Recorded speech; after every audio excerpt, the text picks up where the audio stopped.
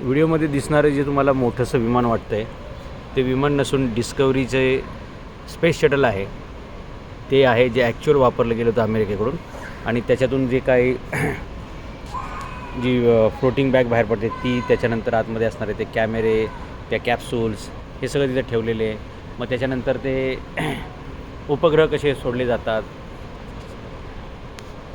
ते इथं दिलेले आहेत. उपग्रहांमध्ये काय काय काय काय आतमध्ये गोष्टी असतात ते सगळं दिलेलं आहे. आणि जे डिस्कवरी स्पेस शटल गेलं होतं आकाशामध्ये काही वर्षांपूर्वी, ते ओरिजिनल स्पेस शटल या ठिकाणी म्युझियममध्ये ठेवलेले आहे आणि ते आपल्या विद्यार्थ्यांना दाखवण्याचा हा प्रयत्न आहे.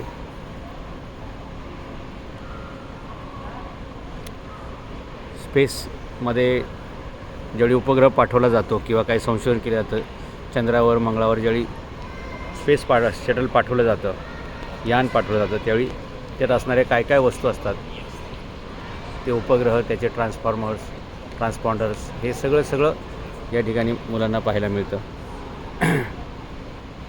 म्हणजे स्पेस शटल वर जातं, त्याच्यातून असा हा फुगा बाहेर पडतो, तो त्या मंगळावर किंवा चंद्रावरती आपटतो. मग तो स्थिर झाला की मग त्याच्यातून हे कॅप्सूल बाहेर येतात, मग त्याच्यातून उपग्रह बाहेर येतात आणि मग ते उपग्रह त्यांचे पॅनल उघडून मग काम करतात वगैरे. अशी ही सगळी जी प्रक्रिया आहे ती सगळी इथं जी वापरली गेली होती ती ॲज इट इज मुलांना शिकता यावं, विज्ञानाची आवड निर्माण व्हावी यासाठी ठेवलेलं आहे.